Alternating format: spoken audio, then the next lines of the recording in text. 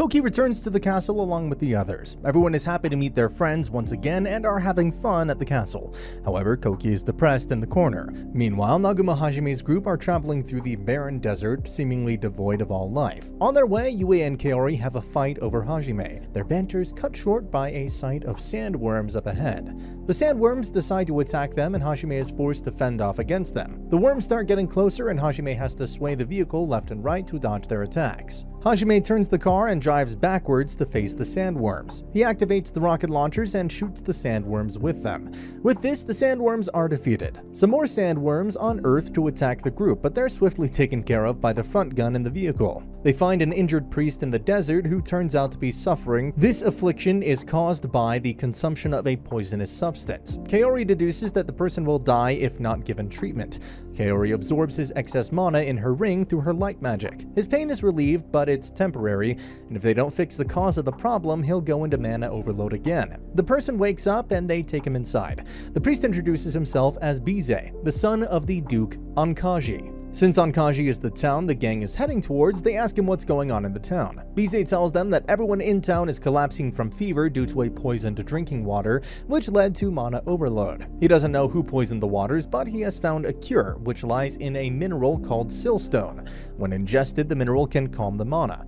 It can be mined from the Gruen volcano. The group decides to help Bize and the residents of Ankaji. Meanwhile, in the Demon Kingdom, General Fried hears about the death of Katlia at Hajime's hand. Furious, he begins preparations for killing him. Hajime's group arrives at Ankaji and meets Bize's father. While Kaori and Mew treat the sick, Hajime senses the presence of a demon within the oasis and throws grenades to force it out. The monster shows itself and attacks the group. Hajime kills the monster by shooting its mana crystal. With the source of the pollution removed, the group heads to Gruen volcano where they find the Silstone, while Kaori and Mew stay behind. The group reaches the volcano and begins exploring it. They travel deeper to find bigger chunks of Silstone. On their way, they run into a bull monster which is swiftly defeated by Shay. Tio deduces that this volcano is the site of the third labyrinth, where Hajime's ability to remain focused will be tested despite the heat. The group uses a boat to ride waves of molten lava to make their way towards the core. They're attacked by snakes and have to abandon their boat. They're able to eliminate all the snakes, however Hajime is hit by a lightning beam. The girls tend to Hajime's wounds and fend off the incoming attacks. The perpetrator behind the attack is revealed to be none other than Fried. The group retaliates against Fried and takes him head-on. His dragon proves to be a force to be reckoned with and causes considerable damage to the group. Tio transforms into a black dragon and duels Fried. Hajime launches a surprise attack on Fried and knocks him off his dragon. With Fried defeated, he destroys the cornerstone that was keeping the lava from erupting, thus trapping the group. Hajime tells Tio to escape with his ring, while he and the others find another exit. Meanwhile, at the palace, Lily tells Shizuku that the king is discussing branding Hajime as a heretic. Daisuke Hiyama, who tried to kill Hajime and is obsessed with Koki, is approached by a mysterious classmate and is presented a deal that will benefit both. Tio returns to Ankaji and is understandably fatigued due to what transpired. She's looked after by Kaori and Mew at Ankaji. They plan to head to Erison to reunite Mew with her mother. Meanwhile, Hajime's group stumble upon the core of the labyrinth and seize the amulet holding its power. They're able to escape the volcanic eruption by using a submarine. They dive through the waters and reach the surface. As they're talking to the merfolk, they're found by Tio's group. Together, they reach Erison, and Mew is reunited with her mother. Kaori tends to Mew's mother's wounded leg. Meanwhile, at the palace, Aiko tells Shizuku that Hajime has officially been branded as a heretic by the church for refusing to comply with their orders. Shizuku is shocked to hear this and asks Aiko why this is happening. Aiko recalls that the king and the nobles are behaving strangely lately. Hajime's group leaves Erison for a while and heads out on a quest to explore the underwater ruins of Melusine, which happens to be the site of the fourth labyrinth. Hajime takes out the amulet they found at the third labyrinth and turns it towards the moon. A beam of light emerges from the amulet and strikes the ocean. They follow the light and are sucked in by the flow. As they move deeper into the core and stumble upon an underwater cave that isn't submerged in water, they easily deal with the monsters the labyrinth throws at them, which leads Hajime to wonder why the monsters are so weak here. Soon they're attacked by jelly monsters that appear to melt magic. Yue's force field turns out to be way too weak to keep the monsters at bay. The jelly monsters join together to form a bigger monster. With their combined attacks, they destroy that monster, but it soon regenerates and attacks them. In the commotion, the group gets separated. Hajime and Kaori find themselves on a ship being ambushed by other ships. Hajime realizes that they're having an illusion. Together, they escape the ships and have some time to talk to each other. Hajime tells Kaori that she should stop comparing herself to Yue. He further tells her that Yue is the one he loves, and she should leave him if she can't accept that. Ouch. Meanwhile, at the palace, a mysterious nun kidnaps Aiko but is noticed by Lily. As Kaori and Hajime explore the dungeon, they are transported to a scene in the past. The scene consists of a party where humans, demons, and beastmen join each other.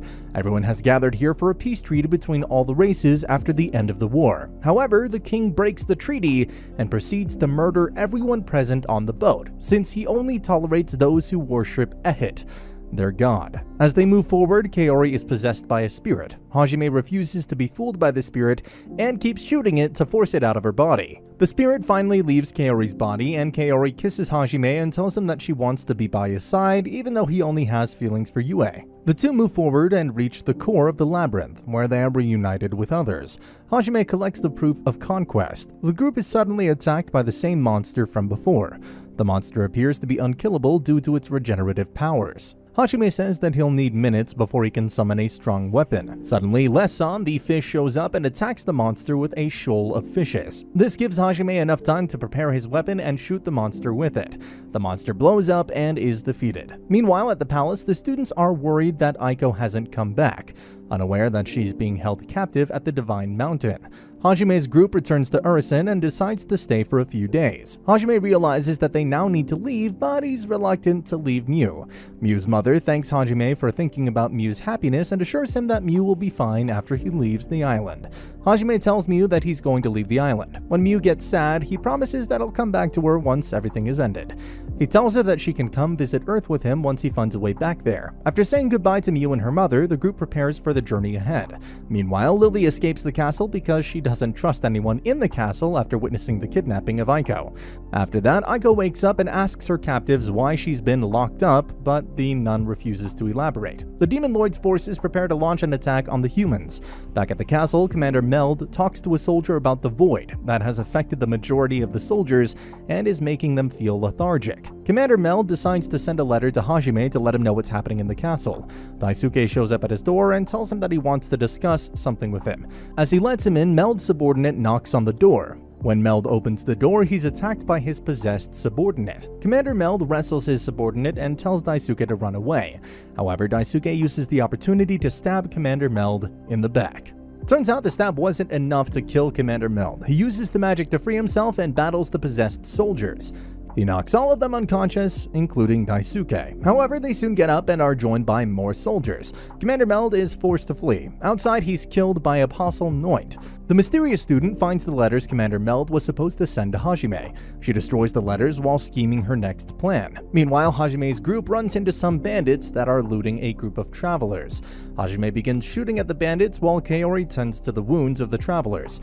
As they save the travelers, they run into Lily. Lily tells the group that she ran from the castle to look for Aiko. She tells them everything that has been going on in the castle, including the branding of Hajime as a heretic. She tells them that the security of the castle has been compromised, therefore she wants help from the outside.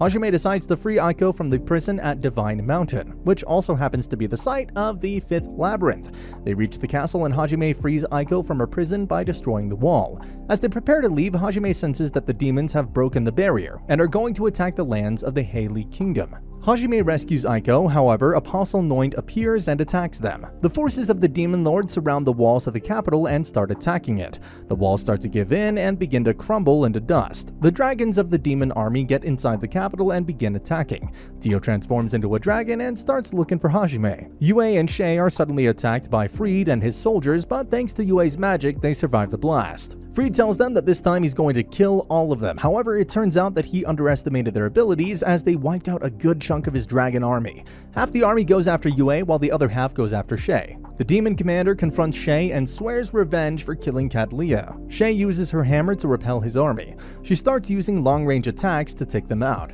Despite his best tactics, he's defeated by Shay. Meanwhile, Yue's also giving Freed a tough time. As she gets overwhelmed by the demons, she summons dragons of her own that destroy his demon army. He then uses a powerful attack to stun her before impaling her through the chest. However, she uses magic to reverse the attack, which critically wounds Freed and his dragon. He's forced to retreat following his defeat. Meanwhile, Hajime is at a disadvantage fighting Noint due to him trying to protect Aiko. He does his best to block all of her attacks by using force fields and magic shields. Tio finds him and Hajime tells Tio to take care of Aiko before resuming his fight with Noint. Aiko decides to use her magic powers and help Tio take out enemies. Meanwhile, none of Hajime's attacks do any damage to Noint. Despite his best attacks, she brushes them off. Since she's way too fast, he's having difficulty aiming at her. When Noint closes in and slashes him, he uses the opportunity to launch an attack and blast her. This time, Noint takes damage. With Noint taking damage, he shatters her swords through his repeated use of bullets. She's defeated and falls to her death. Meanwhile, with Tio and Aiko's combined attack, the temple is blown off completely. Hajime joins the two. Aiko starts crying when she realizes that the explosion has killed all the priests. Hajime consoles her. The group notices the spirit of the Liberator and follows him. He guides them towards the core of the labyrinth. He collects the proof of the conquest. Meanwhile, the students at the castle wake up and realize the monsters are invading the castle. Eri suggests everyone to regroup with the knights before doing anything on their own. The group joins the knights, but the knights start killing the students, as they are possessed by none other than Eri, who was a traitor all along. She's also revealed to be the mystery person guiding Daisuke. Eri subdues Koki and kisses him, revealing that she's in love with him and intends to turn him into an undead so she can keep him with her forever, as a mindless servant. Because if they don't love you back, turn them into a mindless slave. She tells Shizuku that she was using her modified necromancy spells to control the dead knights. She did all of that because she wanted Koki all to herself, and she couldn't bear Koki caring about other classmates. She has another classmate killed in front of them and turns them into her puppet using necromancy. She prepares to kill Shizuku so she can turn her into a puppet as well. However, Kaori and Lily arrive to stop her. Kaori tries to heal the classmates, but Daisuke shows up and stabs Kaori. However, Kaori completes the spell and heals the classmates. Daisuke stabs her again before Kaori can heal herself. With Koki freed from his shackles, he unleashes his wrath on the undead knights. The other students also start to retaliate. A possessed Commander Meld shows up to stop Koki. Koki is slashed by a poisoned sword which paralyzes him. Before Eri can turn Koki into an undead, Hajime and the others show up. Hajime punches Daisuke away before tending to Kaori. As Tio and Aiko take care of Kaori, Hajime starts killing everyone without mercy. He takes some inspiration from Rambo and pulls out a minigun to take out all the soldiers. Before he can kill Eri, Daisuke attacks him but is plummeted by Hajime, and with a brutal kick to the face, sends Daisuke flying outside where he is quite brutally dismantled by demons. Freed arrives and tells Hajime to surrender, saying that he can't kill all his monsters. Hajime uses a weapon he developed to instantly vaporize all of his monsters. Eri escapes with Freed. Hajime tells the group to take away Kaori's body so they can bring her back to life. Hajime promises Shizuku that she will once again see Kaori. Lily comes to know that the attack on the castle was orchestrated by Eri, who was working with the demons. The nun responsible for the kidnapping is still missing. As the group is trying to save Kaori's soul, Hajime goes to console Aiko, who mourns the loss of her students. After Hajime consoles her, Aiko tells her that she's glad she helped them in the war. Hajime tells Aiko not to become like him since he can no longer feel any guilt after taking countless lives. Hajime's group returns to the students. When asked about Kaori, Hajime tells them that she's fine, albeit she looks much different now. They're all surprised to see Kaori's new body. Turns out that she willingly transferred her soul in the body of the Apostle Noint, so she could become stronger. Kaori's original body is safely stored in a frozen state. The students are furious to learn that the god of this world, Ehit, was merely using everyone as pawns for his entertainment. After hearing about this, Koki wants to fight Ehit and free the people of this world. However, Hajime is reluctant to fight the battle he didn't start.